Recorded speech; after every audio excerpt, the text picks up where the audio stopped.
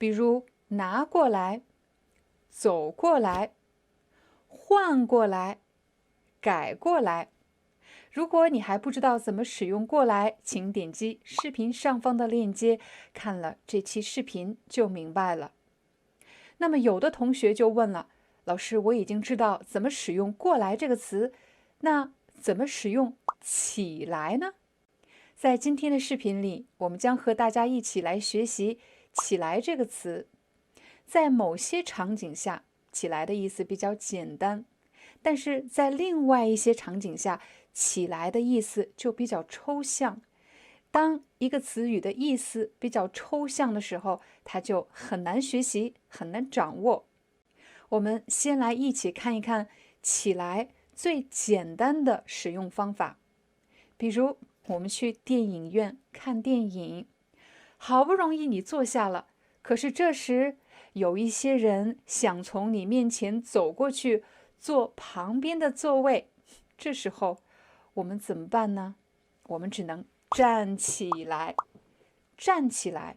站本来是一个动作，我站起来，起来表示方向，站起来。我再给大家一个场景，当我们生病不舒服的时候，很可能会躺在床上休息。可是现在要吃药了，我不能躺着吃药，我要怎么办？我要坐起来。躺着，现在坐起来。起来放在躺的后面，也是表达一个方向，坐起来。我再给大家一个场景，比如我现在想擦桌子，可是呢，这里放了一个茶杯，这时候我就会说，麻烦你把茶杯拿起来，拿起来，这样我才可以擦桌子。请你把茶杯拿起来。再比如我们拍照的时候，摄影师总是会给我们一些建议，你应该这么摆姿势，应该这么摆姿势。如果我这样拍照的话，摄影师很可能会说，请你把头抬起来一点，抬起来，抬起来，抬起来，把头抬起来。起来放在很多动词的后面，表达方向。刚才我们和大家学了站起来，坐起来，拿起来，还有抬起来，抬起头来。在刚才的情景中，起来都和方向有关系，是比较好掌握的。但是还有一些情况，起来表达的意思就比较抽象。比如，我突然忘了你叫什么名字，我忘了你叫什么名字啊！我想起来了，我想起来了，你叫麦克，我想起来了。大家可以想象，我们每个人的大脑中都存储着无数个信息。如果我想不起来你的名字，说明你的名字也在这些信息当中。我想啊想啊想，我找啊找啊找，突然我找到了，我想起来了，你的名字叫做麦克。所以这里的想起来了，其实是寻找一个信息，你找到了，在很多信息当中，你找到了，我想起来了。刚才你已经学习了起来的两种用法，一种是表示方向，第二种是表示在众多信息当中找到了你想要的那个东西，想起来了。现在我们再给大家另外一个例子，你看我手里有一个盒子，这个盒子虽然已经旧了，而且盒子上的漆也碰掉了，但是它对我来说却是一个很宝贵的盒子。这盒子里装的什么？装着珠宝吗？不是珠宝，那装的是什么？这个盒子里面装的是我儿子的一颗牙齿，装的是我儿子的一颗牙齿。这是他掉的第一颗牙，对我来说，它很有纪念意义，所以我把它放在了盒子里。每次我看完，我就把它收起来。这里的起来是什么意思呢？收起来。当我说收起来的时候，我把盒子收起来。在这里收起来的意思就是好好的把它存放到一个地方的意思，就叫做收起来。如果你说我把它收，可以吗？不行，不能说我把它收，一定要说我把它收起来。也就是说，起来在这里是和收一起来使用的，你不能只盯着起来这两个字，而应当学会用收起来。最后，我们来一起看一看藏起来这个词。如果有什么东西我不想让某个人找到，我就会把它藏起来，藏到一个地方他找不到，藏起来。你看，也是把这个东西拿到什么地方去藏起来，这样他就找不到了。下个月就是圣诞节了，有些人已经提前采购好了圣诞节的巧克力、圣诞节的礼物，可是你可不能提前让别人看到，所以我们要把这些巧克力、礼物藏起来，让别人看不到，让别人找不到。我再给大家一个例子，有的人有存钱的习惯，如果这个月的工资没有花完，你会怎么办呢？是立刻去给自己买一个礼物吗？还是把这些钱存起来？把钱存起来，其实就是指把钱存到什么地方的意思。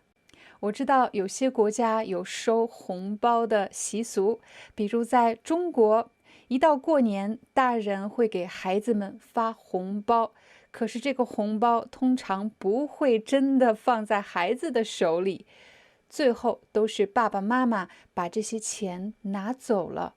他们把这些钱放到哪儿了呢？爸爸妈妈们会告诉孩子，这些钱现在不能花，我们帮你把它存起来，留着以后上学用。学习完了刚才的3种用法，我们再来看起来的最后一种用法。比如我们去参加一个聚会，在这个聚会上大家要唱歌要跳舞，可是呢我们都不太好意思，所以大家只是看别人跳，看别人唱，我们只是坐在旁边看。这时候活动的主持人站在舞台上说，大家别坐着啊，都跳起来，跟着音乐跳起来。这里的跳起来是什么意思？是往上跳吗？不是这个意思。跳起来的意思就是开始一起干什么，我们大家一起跳起来，也就是我们一起开始干什么，我们大家一起唱起来，大家一起开始唱，我们大家一起吃起来，大家一起开始吃。通常是在一个盛大的聚会上，要求大家一起干什么的时候，就会说大家一起唱起来，大家一起跳起来，大家一起吃起来，大家一起喝起来。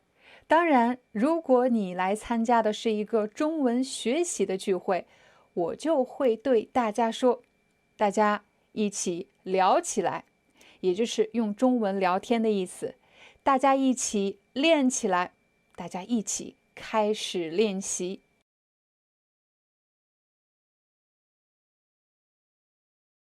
下去这个词很难学呢。其实下去这个词除了可以表达方向以外，还有一些比较抽象的意思。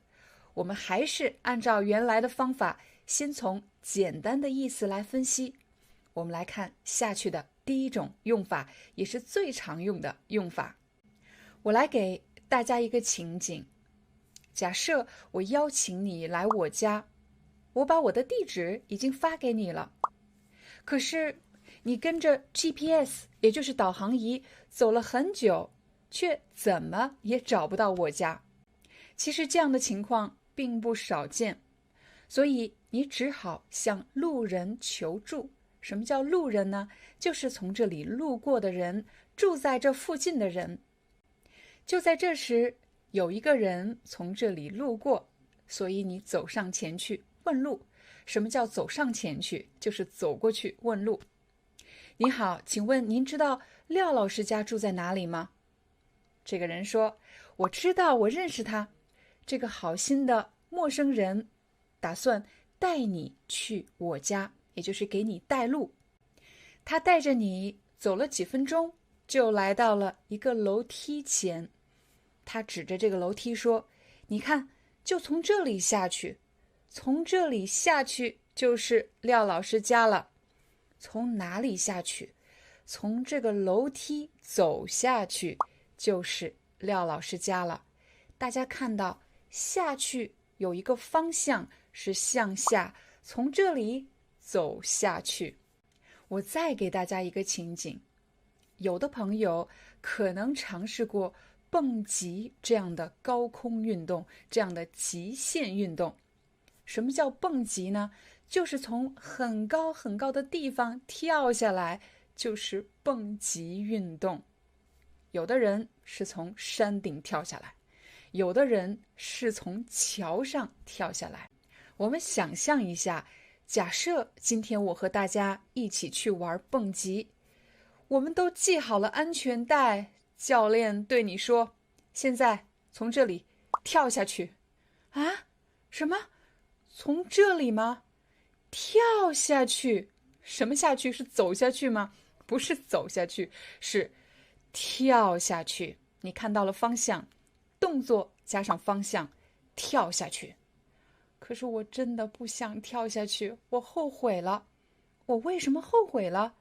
因为我从这里看下去，我看下去，我往下看，这里实在是太高了，我后悔了，我不想玩了，我不想跳了。细心的朋友可能注意到了，刚才我说跳下来，我又说了跳下去。跳下来和跳下去有什么不一样呢？如果我是站在桥顶，我是站在桥上，我当然是从上往下看，所以我说跳下去。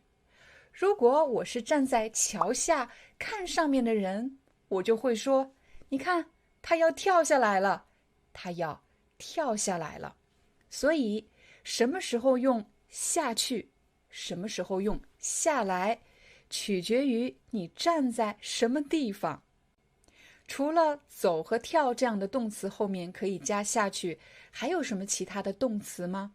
当然有，比如我们吃药的时候，当我们吃药的时候，要把一个药片放进嘴里，然后喝一口水，把药片咽下去。咽下去了吗？药片太大了，好像没咽下去。那怎么办？我要把一整杯水都喝下去，咕咚咕咚咕咚咕咚，一整杯水都喝下去。现在咽下去了吗？咽下去了。大家看到了，方向下去，我可以咽下去，也可以喝下去。刚才我们学习的是下去的第一种用法，你可以用眼睛看到有一个动作的方向。我们再来看下去的第二种用法。很多人都有面试的经历，如果在参加一场面试前，你做了充分的准备，这时面试官问你各种各样的问题的时候，你就可以自信满满的回答，也就是非常自信的回答。但如果你没有做任何准备，面试官问你，可以做一个自我介绍吗？你刚说了一句，你就说不下去了。什么叫说不下去了？说不下去的意思就是表示不能继续往下说了，不知道接下来该说什么。在这里的下去不再是向下的意思，而是有一个动作要继续进行下去，是一个继续进行的动作。再比如，很多朋友都不敢相信我们的频道是每日更新的。说实话，每天更新确实非常不容易，但是无论如何，我们都会尽最大的努力坚持下去。坚持下去，我坚持这件事情，一直做下去，继续进行，让它一直进行下去。在婚姻主题的电视剧或者电影里，常常有这样的对话。女主人公说：我真的跟他过不下去了。我真的跟他是谁？他是我的老公。我真的跟我老公过不下去了。过就是过日子，在一起生活的意思。我真的跟他过不下去了，就是指我们的婚姻真的没办法继续进行下去了，我要离婚。刚才我们和大家分享的是下去这个词最常见的2种用法。第3种用法不太常见，但是你也会听到。比如现在的电视、广播、各种媒体都以苗条为美，也就是要瘦，瘦了才漂亮。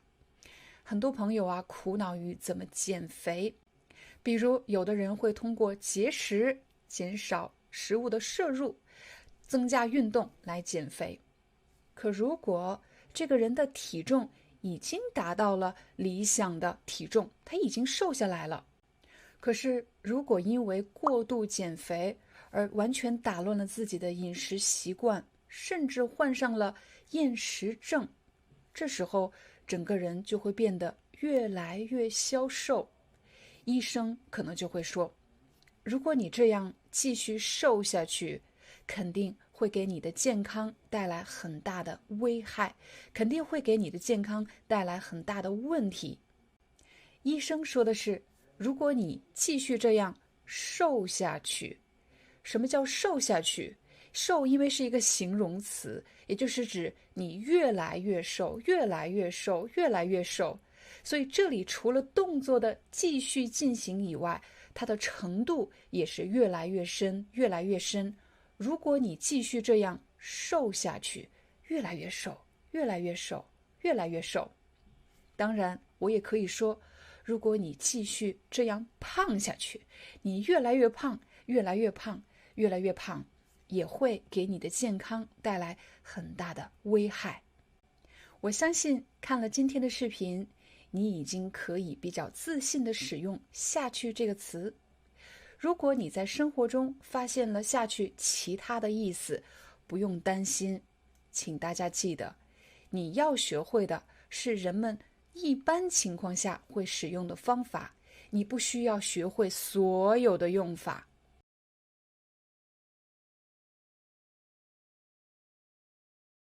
为了帮助大家理解，我画了几幅图。我们先来看才的第1种用法。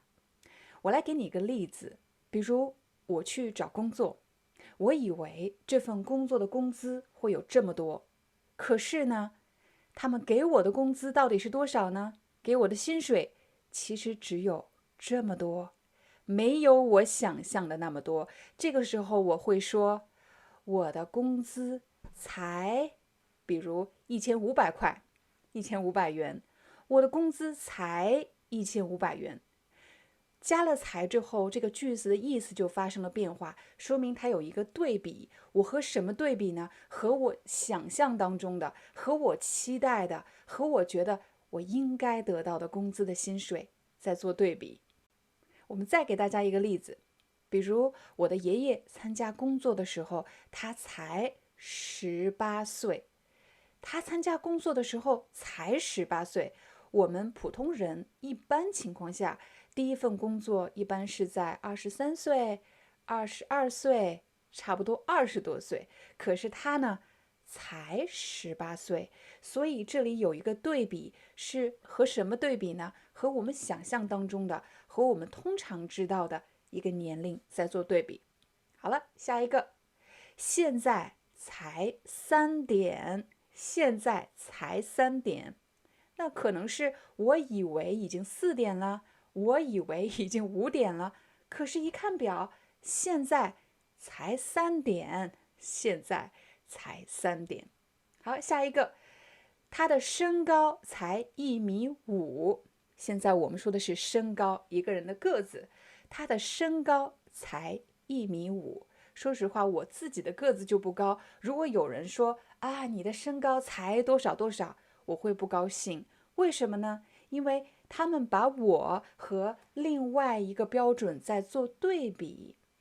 比如说，他们在和谁做对比呢？把我和我的朋友做对比，把我和周围的人做对比，把我和他们想象当中的人做对比。比如在视频上，你以为我的个子很高，可你见了我之后才发现，啊，你才1.5米。我只是给大家一个例子，所以你看到了，这里当你用才的时候，其实是有一个对比。好，下一个，才2小时，才2小时。比如，如果我从法国飞到另外一个国家去，我以为要花3个小时、4个小时、5个小时，但其实呢，才2个小时，我们才用了2个小时就到达了。最后一个，才3个，才3个。我记得我的孩子有一次和他的同学要这个糖果，喜欢吃糖，说你给我一点嘛。他的朋友有一大袋子的糖，结果呢，才给了他3个，才给了他3个，因为我的孩子以为他的朋友会给他10个或者20个，因为他有一大袋子糖，可是呢，拿到手里的时候才3个。所以大家看到了，才的第一种用法其实是有一个对比，和想象中的、和预期的、和自己以为的一个数量、一个时间、一个高度、一个钱的金额等等等等，在做对比。可是你感到有点失望，或者你觉得太少了，或者你觉得原来这么短，那么你就可以用才。你可以试着造几个句子。我以为这个口红很贵，其实才20块钱。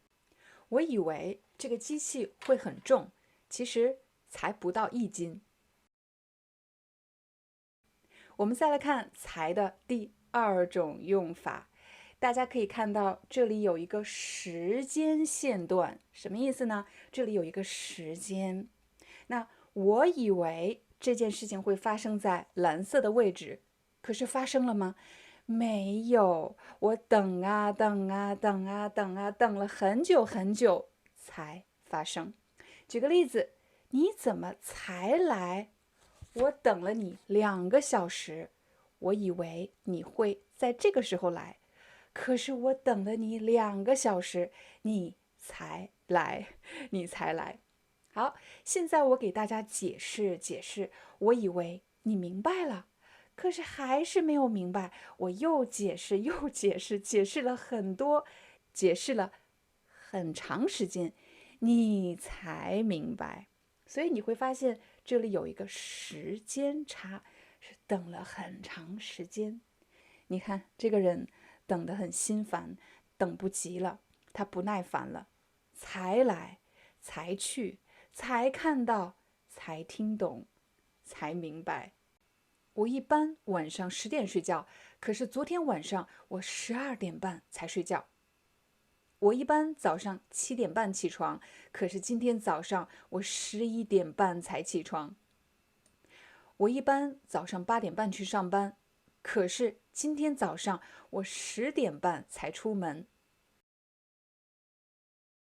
再来看才的第3种用法，这里我想说的是，如果什么什么，我才什么什么；如果不什么什么，我就不什么什么。这你听到了吗？其实，在同一个例子中，在这幅图中，我们用了2个词，一个是才，一个是就。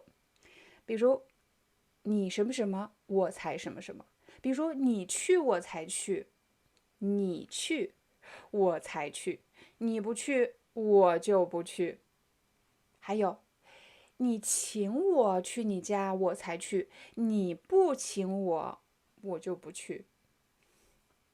你给我打电话，我才去；你不给我打电话，我就不去。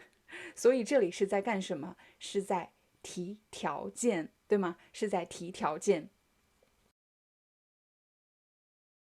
我们再来看才的最后一个解释。我在学校的时候，数学老师告诉我，这个符号3个点表示因为虽然我这么发音，但是在日常生活中，我习惯说因为啊，标准普通话的拼音标注是因为，好吧？因为这个3个点呢，表示所以，所以。那么这个线段的过程其实是推导的过程，就是在回答为什么，为什么，为什么？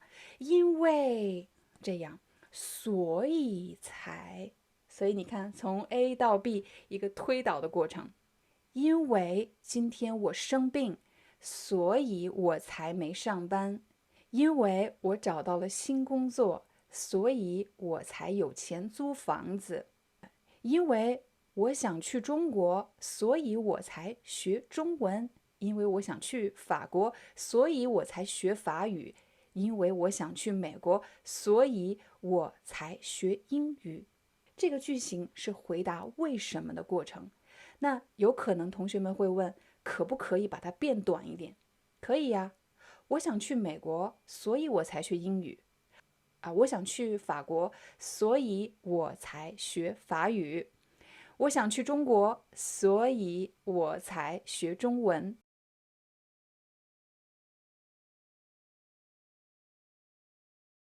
嘿，大家好，欢迎大家来到今天的中文课。在今天的视频中，我将教你学会怎么使用就这个字。我知道很多外语学习者手头都有一本语法书。其实我学英语的时候，随身也带着词典和语法书。有什么看不懂的地方、不理解的句型，我就会翻开书看一看书上是怎么解释的。可是翻语法书的过程中，我也有这种困惑，就是无论我记多少语法规则，都没有办法让我表达得更流利，表达得更自然。反而我会特别小心地注意某一个句子的句型说的对不对，语法正确吗？看见每一个看不懂的句子，我都想分析它的语法。我不知道正在学中文的你有没有同样的感受？可是直到我自己做了中文老师，去教我的母语的时候，我打开这些语法书，我突然发现，这些语法书让中文变得特别难学。我甚至不知道该怎么解释这些规则，因为在我学习中文的过程中，我不是这么理解中文的。在今天的视频里，我想和大家分享的是我观察到的母语使用者，他们是怎么使用和理解"就"这个字的。我们先来看第一个场景，你看到这里有2个人，这个人说了什么，做了什么，会让他这么生气，说出"我就不去"。我来给大家一个例子，比如有些小孩子害怕看牙医，可是他的牙齿有了蛀牙，牙齿坏掉了，有了蛀牙，那爸爸妈妈当然要带他去看牙医，可是他害怕，我不去，我不去，我真的不去，我害怕。可是只说不去有用吗？没用的，还是要去看牙医，对不对？所以父母就会不停地劝呐，去吧，去吧。最后，小孩子生气了，我就不去。刚才的情景，你会发现是这个人在劝说这个人去吧，去吧，或者吃吧，吃吧，或者做吧，做吧。总之，在劝说这个人。可是这个人呢，被劝说急了，生气了，他说出了我就不去。另外你会发现，小孩子很喜欢说这样的话，我就不去，我就不听，我就不看，我就不洗。洗什么？洗手。可是他不想洗手，我就不洗，我就不洗，我就不洗手。所以第一种可能是小孩子经常这么说，那大人就不能用这句话了吗？当然可以，但一般是你比较亲近的人，比如你会对自己的家人这么说，我老公很喜欢玩过山车，他很想让我和他一起玩，可是我害怕，他总是劝我去吧去吧。那如果我生气了，假设我那天心情不太好啊，我生气了，我可能会说我就不去，我就不去。那这句话我会在职场和我的老板说吗？我会在学校跟我的老师说吗？比如老师说，廖丹同学，请你读一下这个句子。我不读，我就不读。这种其实是比较少见的，除非你真的是不想听老师的话，不想听老板的话，而且你讨厌他们，你可以说我就不做，我就不听，我就不看。但是说完这句话的后果是很严重的。让我们来看就的第二种用法。你可以看到这里有2个人，这个人的头上有一个大大的问号，他在想，我为什么要这么做呢？我为什么呢？比如我的孩子问我，妈妈，我们生活在法国，大家都说法语，我为什么要学中文呢？我会说中文，可是周围的人说的都是法语啊，我不需要学中文啊，我怎么回答这个问题呢？有可能我会说，等你长大就会明白了。也就是我试着解答他的疑问，但是呢，这件事情他现在不明白，现在看不到，等以后到了将来，他就明白了。这个会可以去掉，可用可不用。我可以说，等你长大就明白了。我再给大家一个例子，今天是我朋友的生日，我要带他去一个地方。我说我要带你去一个地方，但是我不能告诉你。他就说为什么呢？我说等你到了就知道了，等你到了就知道了。我再给大家几个例子，这些对话虽然内容不一定正确也就是说给的答案不一定正确，但是对话是合理的。比如小孩子会问，大人为什么会离婚？那有人也可以回答说，等你结婚了你就知道了。有的人会说，为什么有的人特别有钱，可是他却不开心呢？这个人也可以回答，等你有钱你就知道了。有的人可能会说，我觉得没有钱也挺好的呀，为什么一定要挣很多钱呢？这个人可能会说，等你没钱的时候你就知道了。第3个场景，你看这2个人，黑色的戴眼镜的小人在想，旁边的这个呢，这个小人在不停地说，不啦不啦不啦不啦不啦，说很多话。他在说什么呢？他在劝这个人，他在劝他，你就去吧，这么好的机会比如说你就买吧，多便宜呀，多划算啊，你就听我的吧，我是为你好。这里你看我加了一个吧，也就是你就怎么怎么吧，其实是劝说别人的一个常用的句型。如果我想卖一个手机给你我是销售，我想卖一部手机给你，这个手机特别好，现在有活动，很便宜，很划算，明天就没有优惠了，你就买了吧，你就买了吧。这句话尤其用在当这个人很犹豫，就是我是相信你呢，还是不相信你呢？我是去呢，还是不去呢？很犹豫，他很犹豫的时候，旁边这个人就希望他快点做决定，你就去吧，你就买吧，你就相信我吧，你就听我的吧，你就跟我学中文吧。我们再来看第4个场景，你还记得这些符号吗？它是表示因果的关系，也就是因为什么什么，所以什么什么。因为所以是一个比较正式的表达，但在口语中，大家有时候会把因为所以省略掉，用就这个词来代替。比如，你问一个学生，今天你们不上学吗？今天是星期一，你怎么没上课呢？这个学生可以说，今天老师生病，我就没上学。今天老师生病，我就没上课。其实完整的句子也可以这么说，今天老师生病，所以我就没上课。但是在日常对话中，大家都会试图压缩句子，变成今天老师生病，我就没上课。我的一个朋友很喜欢健身，每个星期2晚上他都去健身房。可是这一天他没去，我在路上见到他就问，今天你没去健身吗？他说，今天有点累，我就没去。他也可以说今天有点忙，我就没去。在就的旁边，我还写了一个才字，因为在上节课，在前几期视频，我曾经解释过才这个字怎么用。才也可以表示因果，可是才和就在这里有什么区别吗？他们两个的用法有什么不一样吗？我发现，当我用才的时候，是有一个人已经生气了，他问我为什么你今天没上课？我今天生病了，所以我才没上课。你看，我在很努力地向他解释。这个时候，我用才。第5个场景，你看，这个黑色的小人特别生气。他说了什么呢？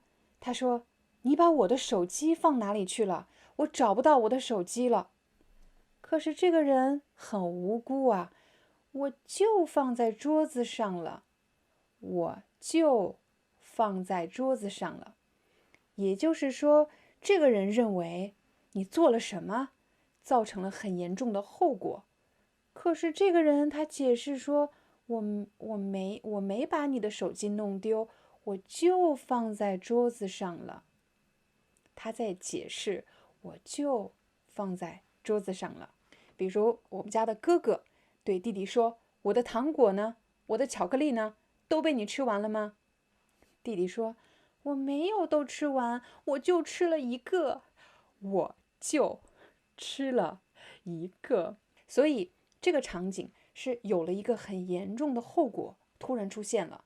可是这个人想解释，不是这样的，不是这样的，我就吃了一个，我就看了一眼，我就放在桌子上了，我就给他打了个电话，表示我没有做什么严重的事情、危险的事情，我就什么什么。大家可以看到，我手上拿着一双筷子。当我们去中国餐厅吃饭的时候呢，每个人的桌子上都摆着一双筷子。可是这一天我去吃饭，我发现我的桌子上只有一只筷子。那么我就会叫服务员，服务员，服务员，请给我一双筷子好吗？服务员他很诧异，就是他觉得，每个人的桌子上都有一双筷子，为什么你还要筷子呢？那我就可以说，你就给我了一只，你就给我了一只。这里的就其实也可以换作只，你只给我了一只，你只给我了一只。比如有人从你那里借走了3本书，从你那里借走了3本书，可是呢，他就给你还了1本，也可以说他只给你还了1本，还少了2本。所以这个场景是表示少了什么，短缺了什么。终于到了我要和大家分享的最后一个场景。你看这个红色的小人，他生气了。他刚才一直在劝说这个黑色的小人，不要总是在家打游戏，不要总是玩手机，出去走一走，对眼睛对身体都好。可不可以把你的房间收拾干净啊？你要注意个人卫生。可是呢，这个黑色的小人并没有听他的。有可能他说，我就不听，我就不去，我就要在家玩手机。有可能啊。那么红色的小人也生气了。这个时候他可以说，那你就玩吧，那你就玩吧。说这句话的人的语气是非常愤怒的。你就玩吧，你就看吧，你就脏下去吧。他其实呢说的不是这句话的意思，而是恰恰相反，是反面的意思，表示我不管你了，你就玩吧。他放弃了，他不想再改变这个人了，不想再劝说他了，他生气了，说了这句话，你就玩吧。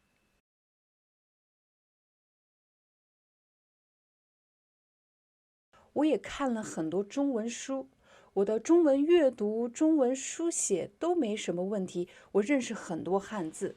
可是有一个问题，我却始终没有能够得到解决，那就是为什么我说话的时候不够流利、不够自然？这个问题到底应该怎么解决呢？在我们讨论怎么样提高自己的中文流利度之前，请大家先想象一下，你每天从单位回家的这条路，或者从学校返回住处的这条路。你在回家的路上会想，接下来向左转走50米，然后向右转走10米，然后再向左转走这条路的时候，你会想吗？我相信很多人在走这条路的时候根本不需要想，而当我们使用外语去表达、去交流的时候，其实就好像你大脑当中的某个路径。如果你对这条路不熟悉，每说一句话，你都要想这句话的句型是什么，这个词用的对不对，准确吗？你每说一句话，都要去想每一个动作、每一个细节，又怎么可能流利呢？也就是说，如果你想让自己有一口流利的中文，那么我们必须要练习你表达中文的习惯，要不断的练习这个习惯。我们不会直接去练那些最难的、最复杂的句子，而是从简单的，然后再难一点，然后再增加难度，一点点、一点点，让自己形成一个习惯，变得越来越流利。在今天的视频里，我们要练习的这3个表达分别是没什么什么过、从来没有什么什么过和从来不什么什么。第一个练习，请大家简单的回答我的问题。昨天晚上我去看了《泰坦尼克号》这部电影，你看过这部电影吗？你看过《泰坦尼克号》这部电影吗？请你回答。我看过，我看过《泰坦尼克号》这部电影。又或者，我没看过。请你跟我说，我没看过。《哈利波特》这本书，你看过《哈利波特》这本书吗？哈利波特是什么？ Harry Potter 你看过《哈利波特》这本书吗？我没看过。又或者，我看过，我看过《哈利波特》这本书。下一个，你去过非洲吗？你去过非洲吗？我没去过，我没去过。又或者，我去过，我去过非洲，我去过非洲。现在让我们把句子稍稍变难一点。什么叫稍稍变难一点？就是变难一点点，稍稍变难一点。还是这部电影，你看过《泰坦尼克号》这部电影吗？如果我说没看过，你还没看过？这是10几年前的电影，你还没看过？这个还是什么意思呢？就是强调大家都看过，很多人都看过，你怎么还没看过？你居然还没看过，是强调你应该看过的，可是你却没看过，你还没看过。下一个，《哈利波特》这本书。哈利波特，你看过《哈利波特》这本书吗？我没看过。你还没看过这本书啊？很多小孩子都看过，你还没看过。我不敢相信你居然没有看过《哈利波特》这本书，你还没看过。比如有的朋友问我，你去过北京吗？我是在中国出生，中国长大的，北京可是中国的首都。可如果我告诉你我没去过北京，我的朋友肯定会说，你还没去过北京？怎么可能？你还没去过北京，我都去过，你还没去过北京。大家明白了吗？这个还是什么意思？下一个表达，从来没有什么什么过，比如从来没有吃过，从来没有喝过，从来没有见过，从来没有去过。比如我的一个朋友，他从来没有吃过辣椒，一次都没有，因为在他们国家他们的烹饪里是不放辣椒的，他从来没有吃过辣椒。现在，请你来回答我的问题：你吃过辣椒吗？你当然可以说我吃过。有的人可能很喜欢吃辣椒，也有的人可能说我没吃过，我没吃过。但是如果你想强调你一次都没有吃过，我从来没有吃过辣椒，我从来没有吃过辣椒，从来没有什么什么过，强调一次都没有。下一个，潜水，潜水。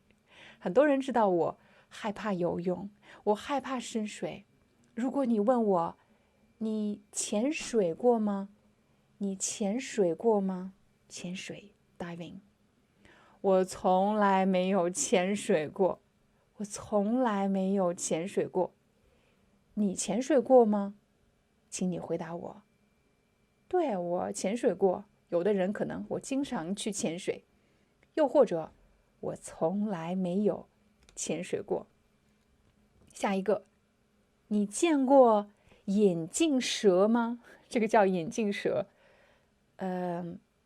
我从来没有见过眼镜蛇，我在电视上看到过，但是我从来没有见过眼镜蛇。你见过眼镜蛇吗？请你回答我。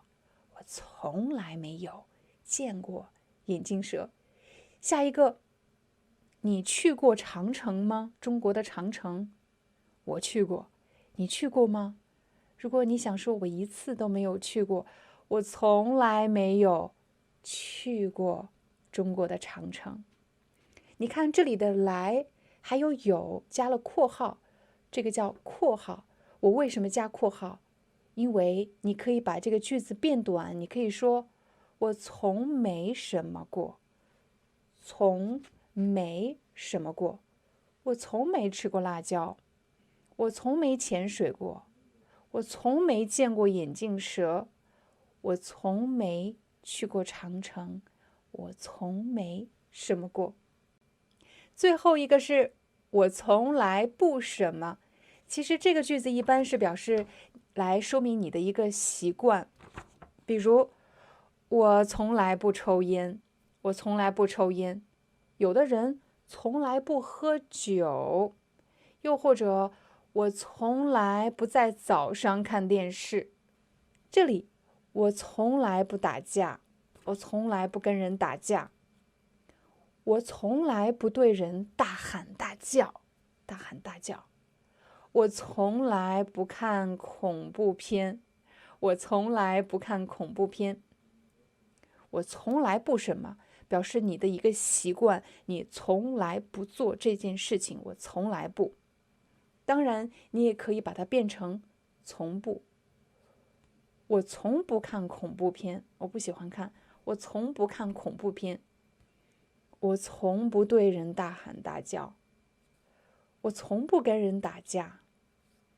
我从不抽烟。我从不喝酒。其实就是从来不干什么的意思。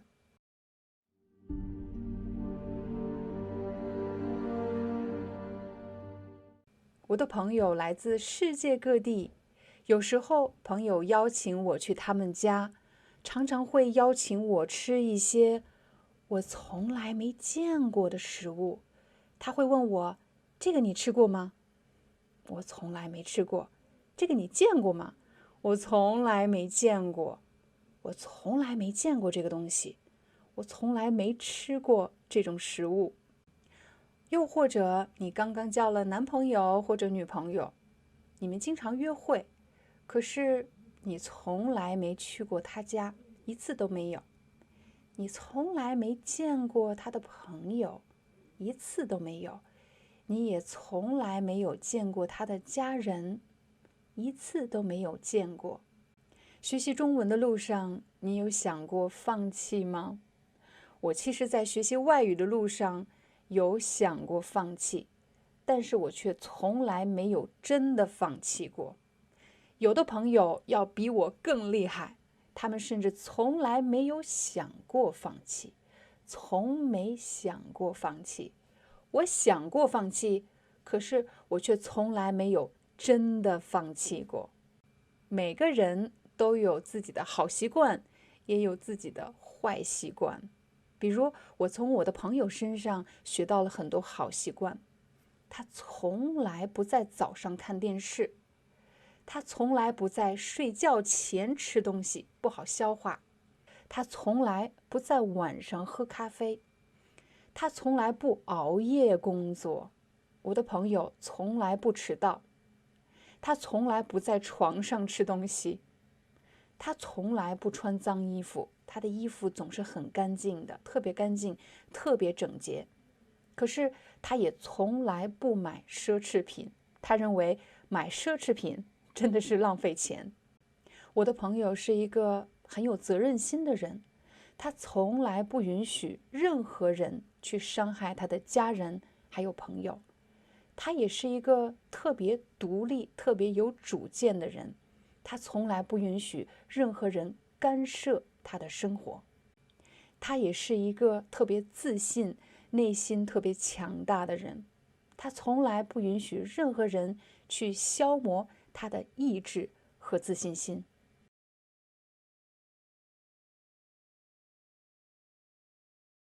我们首先将帮大家分析3组词汇，一边一边，既要干什么，又要干什么，不仅而且。在视频最后，我们将对比既什么什么又什么什么，以及又什么什么又什么什么。为了方便大家理解，我画了几幅图。我们先来看第1幅图。你看这个人在干什么？他在一边走路一边看手机。你在走路的时候还会做别的事情吗？比如一边走路一边打电话，有的人一边走路一边听音乐。有的时候我们真的会一心二用，也就是同时做2件事。我们再给大家一些一心二用的例子，比如我做饭的时候，我一边做饭一边打电话；我一边开车一边听广播；学生们上课一边听课一边做笔记。一边一边指的是同时做2件事情。我们再来看下一个表达，既要干什么又要干什么，或者既要干什么还要干什么。你看到了这幅图上的这个人真的很忙。有时候我们的生活真的就是这么忙。比如你是学生，你既要上学又要做兼职赚钱。你既要学习好通过考试，又要照顾好自己不能生病。又或者你做了父母，有了孩子，你既要照顾孩子又要工作。我们来对比一下这2个词，一边一边和既什么又什么。如果我觉得压力特别大，我就会对我的朋友说，我既要上学又要做兼职赚钱，我既要照顾孩子又要工作。可是如果这件事情完成了，我实现了，别人问我，你是怎么做到的？我当时呢，一边上学一边做兼职。我当时一边照顾孩子一边工作。一边一边和既什么又什么都是指一个人做很多事情，但是一边一边强调的是一个人同时做几件事情。但既什么又什么强调的是抱怨，我要做这么多，既要做这个又要做这个，是在抱怨。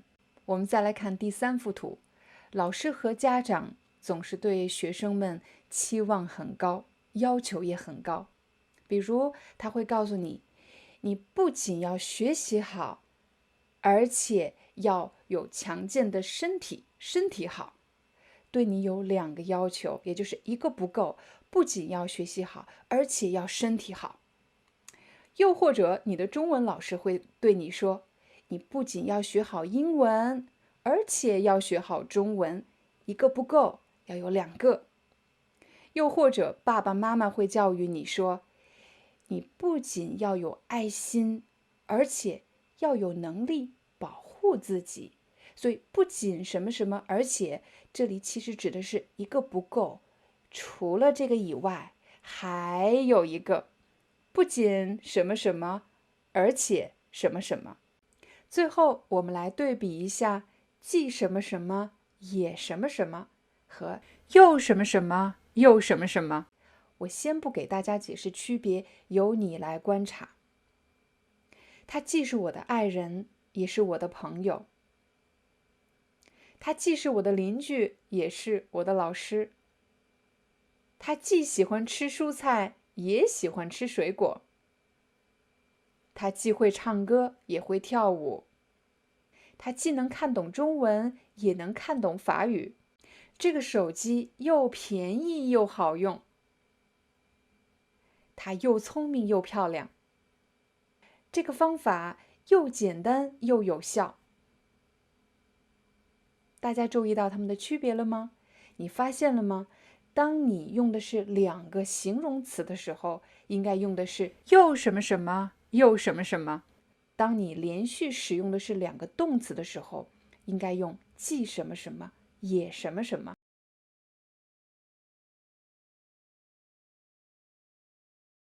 我相信在你学习中文的第1年，你肯定已经学到了个这个字怎么使用。比如一个人、2个人，一个面包、2个面包，一个苹果、2个苹果。通过刚才的几个例子，我相信你已经发现了使用个的一种规律，那就是数字加上个加上名词，用来回答一个问题，比如你要几个、你有几个之类的问题。比如我们去买东西的时候，对方很可能要和我们确认个数。你买面包，那么店员就会问你，请问您想买几个？我想买2个面包。2个面包。要特别注意的是，如果个的前面数字是2，我们不能说2个，应该说2个。我想买2个面包。再比如，我们带着大家一起去一个游乐园，在进入游乐园之前，我们要买门票。这时候售票员就会问，你们几个人？你们几个人？我们10个人。也就是说，在对话中，当人们交流的信息，最关键的信息是个数的时候，就会用数字加上个加上名词。虽然我们知道有这样的结构存在，但是我要提醒大家的是，在日常对话中，人们常常会省略名词的部分。比如我去面包店买面包，店员问我，请问您要几个面包？我可能就会回答2个，我不需要说2个面包。除非现在有很多种选择，我想强调，我要的是2个巧克力面包，不是2个奶油面包。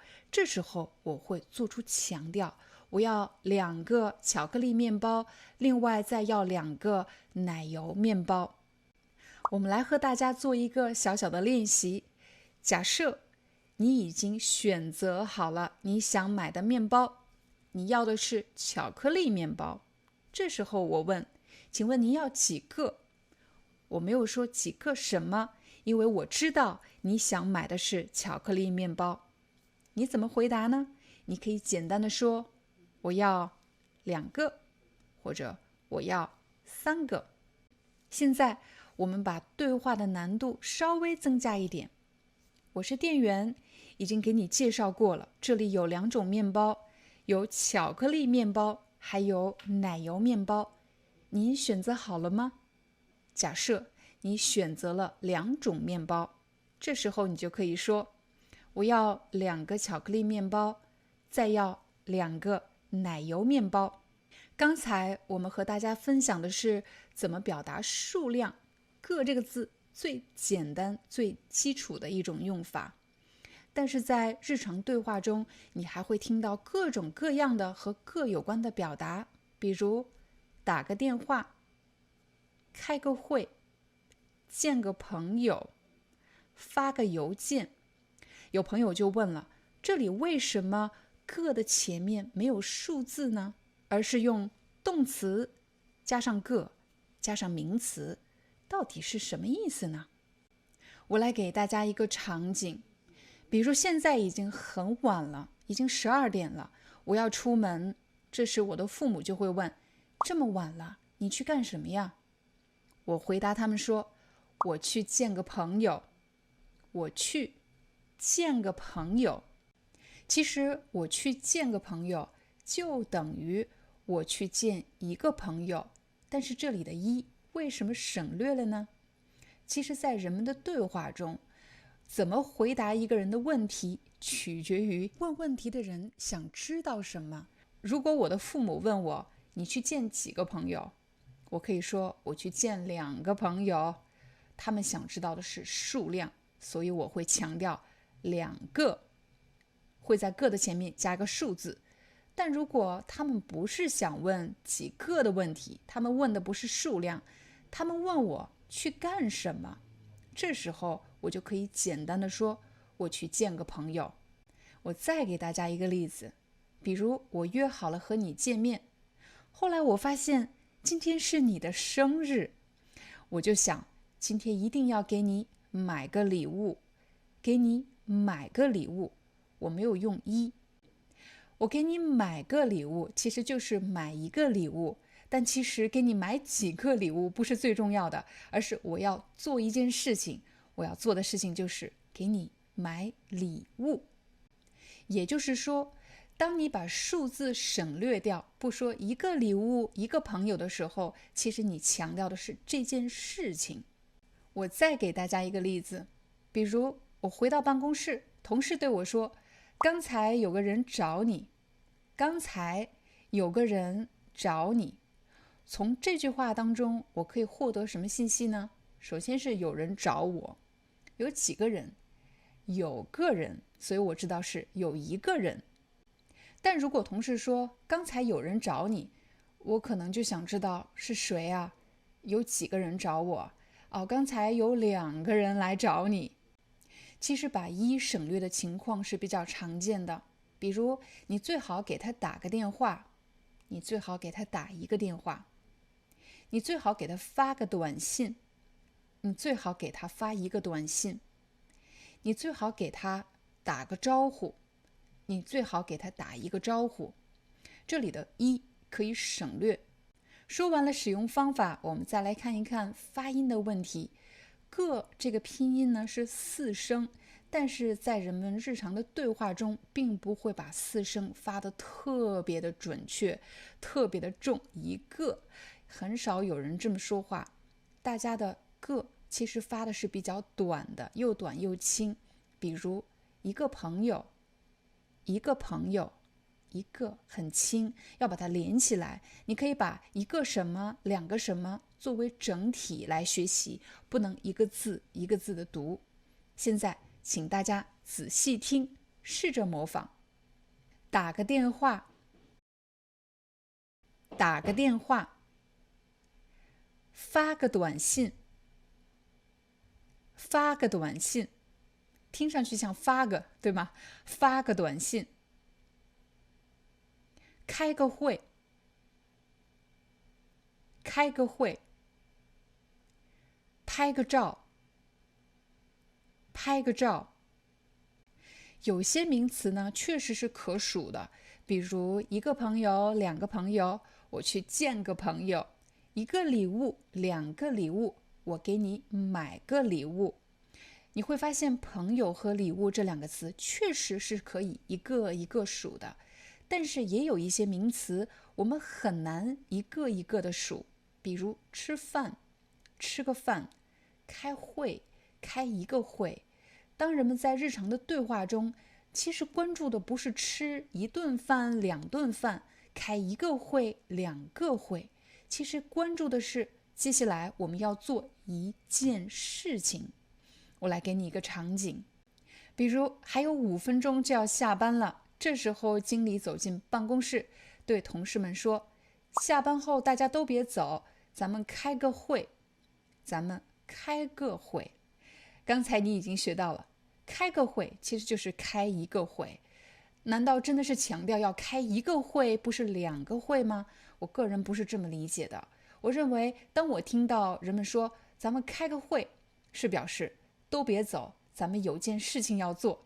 这件事情呢是开会，开个会。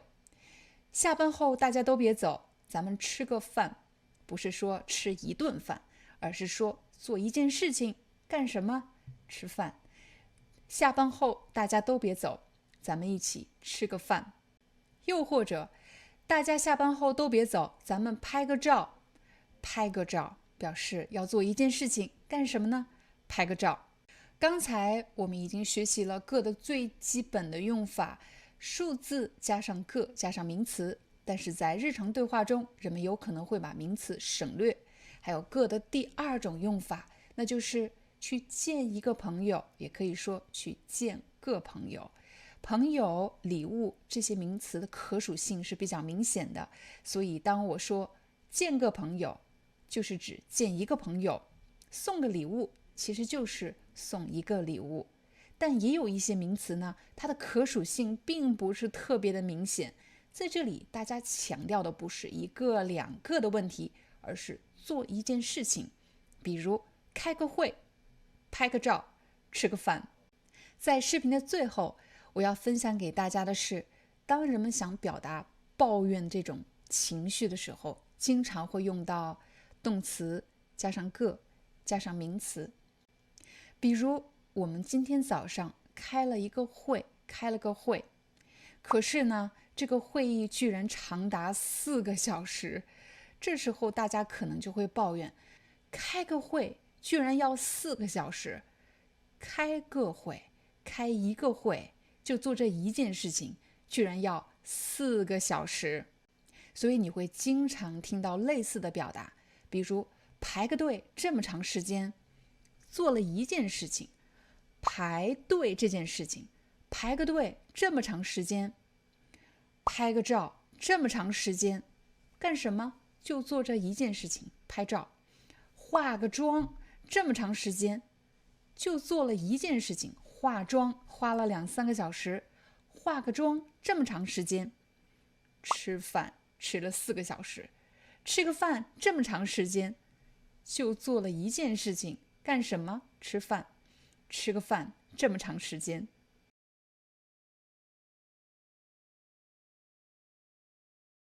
比如我和我的朋友去聚会，朋友知道我可以喝一点酒，于是他给我倒了1杯啤酒。结果他给了我这么一大杯啤酒，我就会说太多了太多了，我喝不了这么多。我刚才说什么？我说太多了，我喝不了这么多。我的朋友以为我酒量很大，就是很能喝的意思。可是我真的喝不了，我喝不了。喝不了完整的句子其实是我喝不了这么多。喝不了的反义呢？反义就是我喝得了，咕咚咕咚咕咚咕咚，全喝了。如果我给我的朋友倒酒，我在倒的时候，我可能会问，这么多你喝得了吗？这么多你喝得了吗？如果你喝得了这么一大杯啤酒，我可能会说，你的酒量很大哎，你是一个酒量很大的人。我的酒量呢？我的酒量不行，我喝不了这么多啤酒。再比如，我去朋友家做客，去他们家吃饭，他请我去他们家吃饭，结果他给我端了这么一大碗饭，这么多，我吃不了，我吃不了。我说的是什么意思呢？太多了，我吃不完；太多了，我吃不了这么多。你能吃得了这么一大碗吗？你的饭量很大哎，你的饭量很大。再比如，我的朋友想让我帮他去超市买1斤苹果，1斤是多少呢1斤其实就是500克，在中文用斤，在欧洲我们一般用公斤，但是在中国大家用斤。我的朋友说，你帮我去超市买1斤苹果回来吧，我给你100块钱。苹果，1斤苹果，给我100块钱，用不了那么多，太多了。苹果很便宜，可能10几块钱就能买1斤苹果，我用不了那么多。什么意思呢？表示我用不了那么多钱，你给我的钱太多了。大家注意到了吗？刚才我们说的喝不了那么多，还有吃不了那么多，还有用不了那么多钱，其实都是有一个数量，它有一个数量。人们以为可以有这么多，但是呢，其实喝不了那么多，吃不了那么多，用不了那么多钱。除了我们刚才举的例子，还有什么情况下可以用不了呢？比如我们今天约好了要去海边游泳，可是突然下起了雨，不仅下雨，还打雷闪电，天气特别不好。我们今天去不了了。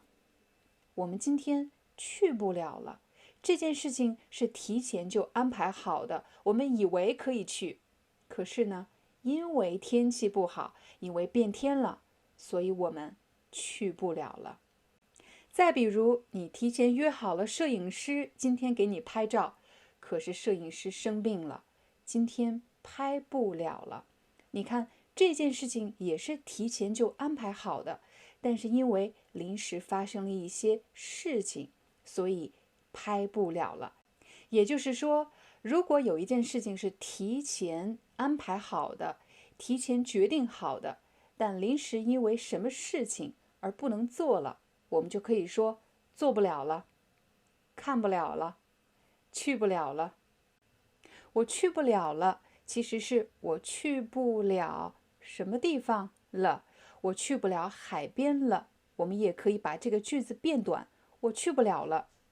很可能你会问，老师，这里的语法好混乱，为什么有一个是了，后面有一个了，为什么要加了？你可以想一想，比如我说我的手机坏了，我的手机丢了，这里的了其实是强调一种结果，坏了，丢了。可是现在呢，你强调的是我们去不了了，去不了就是结果，去不了了。第三种情况是表示某个人的能力达不到做什么事情。有人听说你的英语特别好，哎，听说你英语特别好，帮我写一份英语简历吧。可能你会说，英语简历太难了，太难了，我写不了。他以为你可以写，但其实呢，你写不了。再比如，有人听说你的中文特别好，听说你中文特别好，帮我翻译一下这篇文章吧。这篇文章太难了，我翻译不了，也就是我不会的意思，我翻译不了。我们再来给大家分享最后2个生活中非常非常实用的句子，一个是忘不了，一个是受不了。我们先来看忘不了。比如有的人忘不了自己的初恋，他可能很努力的想把这个人忘记，可是忘不了这个人。又或者在你的生命中有一个人曾经深深的影响过你，对你的人生产生了非常深远的影响，我们也会说我忘不了这个人。最后一个表达受不了，有什么事情是你受不了的？我最受不了的就是邻居的噪音。比如我们正在录视频，可是邻居却在装修，梆梆梆。哎，我真的受不了了，我真的受不了了。大家看到了吗？最后2个汉字是一样的，但是呢，它们的发音却是不一样的。第一个是读了，受不了，最后一个字读了，我真的受不了了，我要去找他。这里的受是什么意思呢？受其实是承受的意思，就是都强加在你身上的东西。我真的受不了这些噪音，我真的受不了这么大的压力，我真的受不了这么多的工作，我真的受不了这么长时间的中文课。如果你想用一个感叹句，一句话来表达你所有的情绪，我真的受不了了！感叹号，感叹号，感叹号，感叹号！我真的受不了了。这就是我们今天的中文课，下次再见。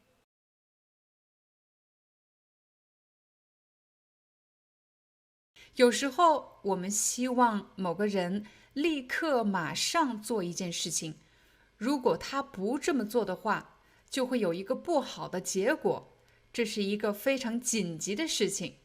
这时你就会用到你再不怎么样就怎么样这样的句型。比如你再不来，火车就要开走了。我的意思是说，我希望你现在就到达这里，不然的话火车就开走了。但是我们可以把这个句子变短一点，你再不来，火车就开走了。再比如你的朋友已经到了该去上班上学的时间，可是他还在睡觉，这时你就可以向他发出警告，你再不起床就迟到了。你再不去，银行就关门了。你再不去，银行就关门了。在刚才的几个例句里，你发现他们都是时间特别紧急，时间不够了。比如火车马上就要开了，又或者你马上就要迟到了。但有时候不仅仅是时间，还有机会的问题。比如你再不努力就考不上大学了。如果有一个机会摆在你面前，你一定要知道怎么样抓住这个机会。怎么样抓住这个机会呢？当然是立刻采取行动。你再不投简历，这个工作就被别人抢走了。你再不投简历，这个工作就被别人抢走了。你再不向他表白，他就变成别人的女朋友了。你再不向他表白，他就变成别人的女朋友了。再比如，当你买什么东西的时候，销售人员会这么说服你，他说，你再不买的话就没有了。他希望你立刻采取行动，你现在不买，以后想买都没有了，想买都没有机会了。你再不买就没有了。又或者你要参加一个课程，销售课程的人员对你说，你再不报名就没有名额了。除了时间紧迫、机会不多的情况下，我们希望别人立刻采取行动。还有一种情况，我们也希望其他人立刻做些什么。比如，你再不来，我就走了，我已经等你2个小时了。你现在不到达这里，你现在不采取行动，我就要走了。你再不来，我就走了。又或者，你再不走，我就叫警察了。我这是在警告对方，如果他不采取行动，我就要叫警察了。你再不走，我就叫警察了。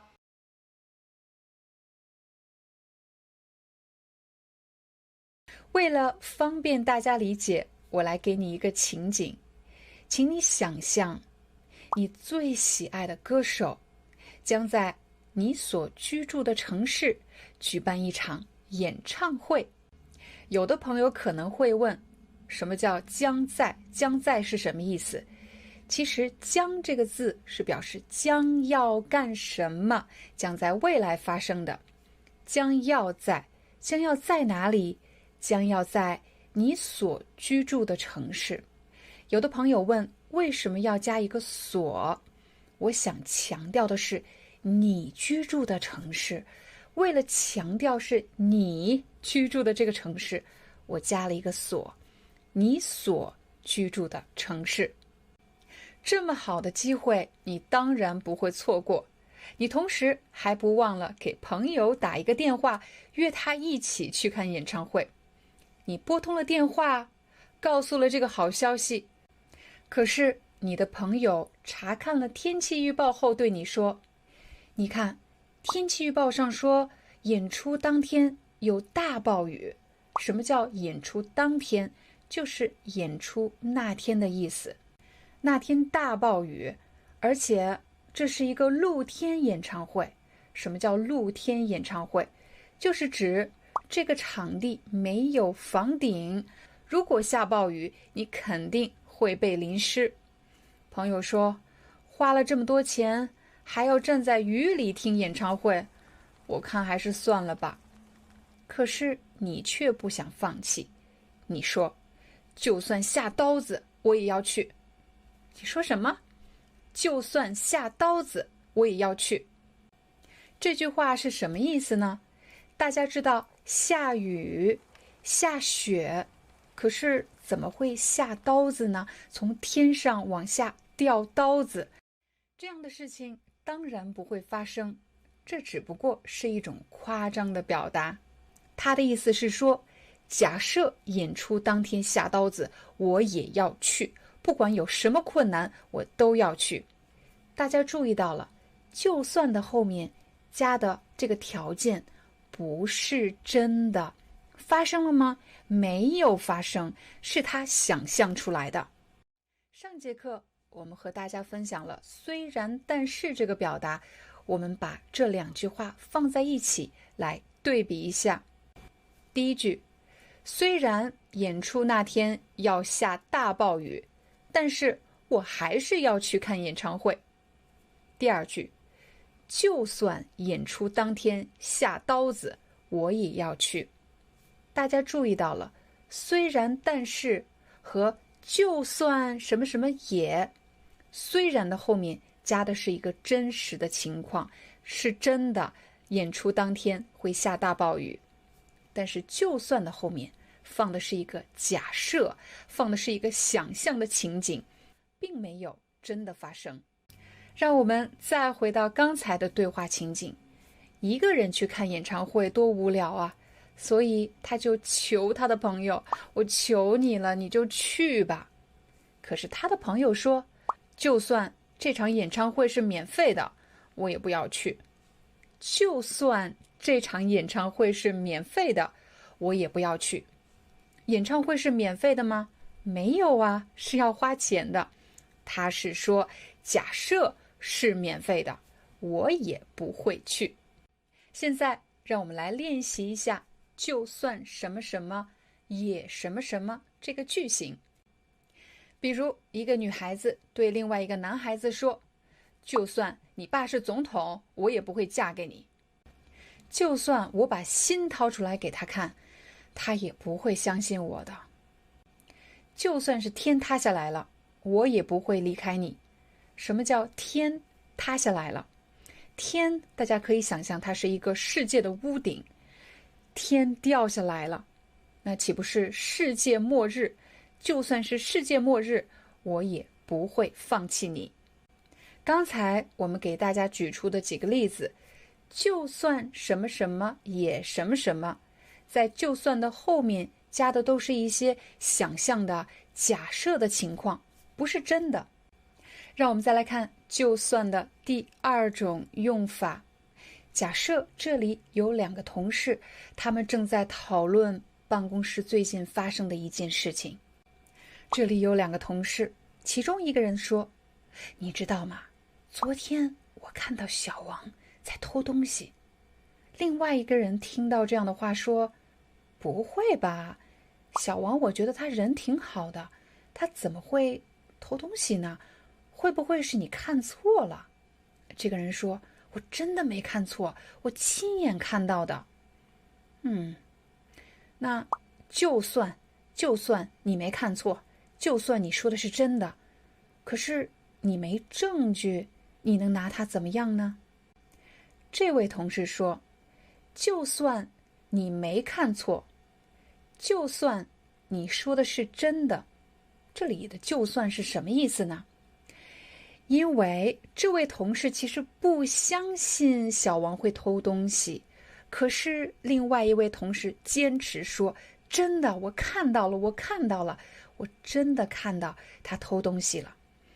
为了方便他们的讨论，这位同事只好做出让步。好吧，就算你真的看到了，就算你说的是真的，为什么他要做出这样的让步呢？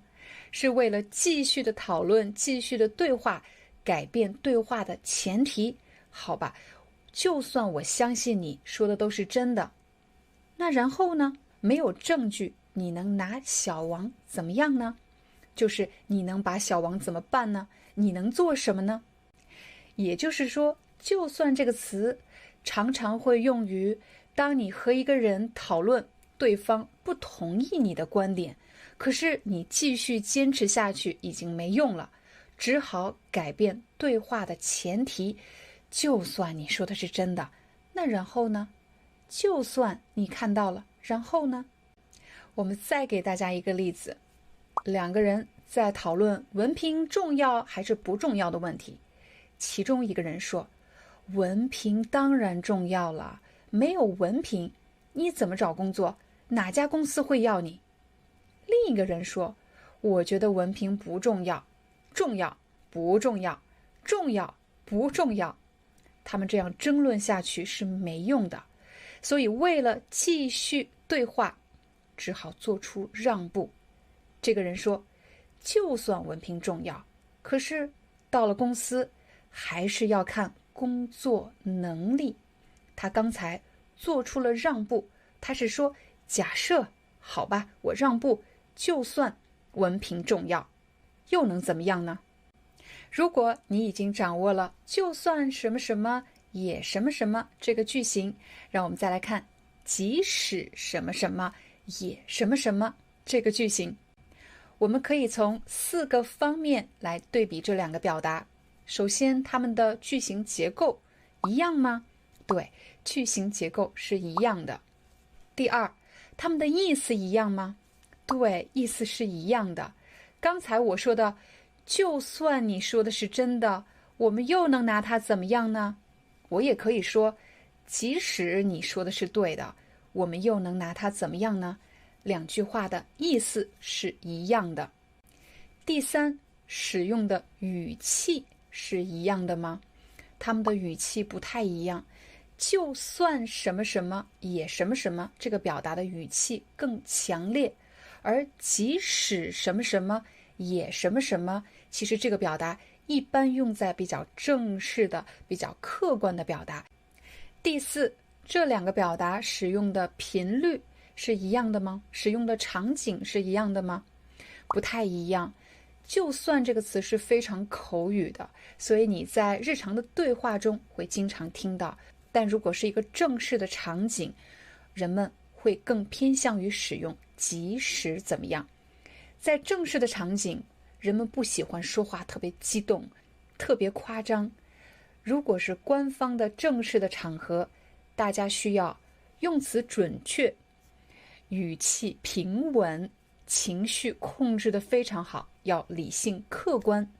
正因为即使这个词的语气没有就算那么强烈，它是比较客观的一个词，所以它会用在正式的场合。那么自然而然，即使这个词使用的频率也会更少一些。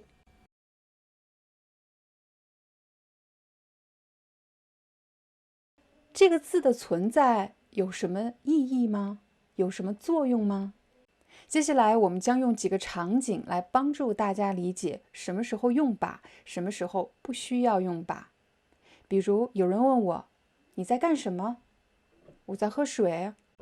中文其实有一个特点，那就是当你回答一个问题的时候，你是可以复制这个问题的。比如你在干什么？我回答我在喝咖啡，我在睡觉，我在吃饭，我在打电话。你可以复制问题。再给大家一个例子，这个盒子特别紧，我打不开。这个时候有一个朋友走过来问我，你在干什么的？我想把这个盒子打开。哦，你看，他很好奇，问我你在干什么？我说的是，我想把这个盒子，我想把这个盒子怎么样？我想把这个盒子打开。我把盒子什么什么。最后的部分，这个句子最后的部分应该是一个动作的结果。我的行为对盒子造成的影响。我想把盒子怎么样？我想把盒子打开。我想把盒子怎么样？我想把盒子摔碎。我想把盒子怎么样？我想把盒子送给我的朋友。我想把盒子怎么样？我想把盒子藏起来。你看，当我用把的时候，是强调我对这个东西造成的影响。再比如两个人在吵架，其中一个人威胁对方，如果你再这样，你要小心了。另外一个人会说，你能把我怎么样？你听到了吗？他说，你能把我怎么样？你怎么受伤了？是他打我，他把我打伤了。为什么要加这个把字？把其实是指某个人对一个物品或者对一个人产生了什么影响。这个杯子我放哪里？放厨房就可以了。你可以把这个杯子放到厨房，谢谢。这个盒子我放哪里？放到架子上。你可以把这个盒子放到架子上。我的杯子呢？你的杯子我放厨房了。我把杯子放厨房了。我的盒子呢？你的盒子我放架子上了。我把盒子放到架子上了。谁把我的咖啡喝了？我喝啦。是我把你的咖啡喝了。谁把我的手机弄坏了？我弄坏的。我把你的手机弄坏了。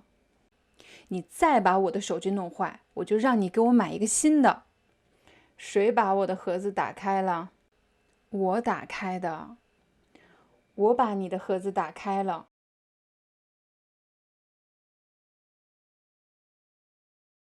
在教授中文的过程中，我发现有一些词特别难教，同学们也特别难学。为什么呢？比如这个词，它有很多种意思，它可以用在很多场景、很多对话中，它的意思特别丰富，用法又特别的灵活。第二，如果我想知道这个字的意思，我没有办法在字典上找到它的意思，而必须通过人们的表情、人们的动作、人们的情绪 emotion， 还有他说话的动机去推测到底是什么意思。如果具备了这两个条件，那么这个字既难教又难学。今天我们就来一起看看“把”这个字。我们首先来想一想，你在什么时候会听到或者看到“把”这个字？我发现在对话中，大家经常用到“把”，还有就是发短信的时候，大家也会加上“把”这个字。“把”这个字到底是什么意思呢？该怎么用呢？其实它完全取决于这个人说话的目的 （purpose），还有他的情绪。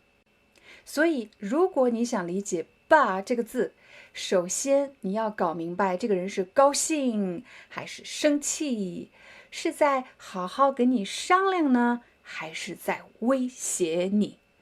所以你要搞清楚他的情绪以及他说话的动机。那么我们就分别给大家举几个例子。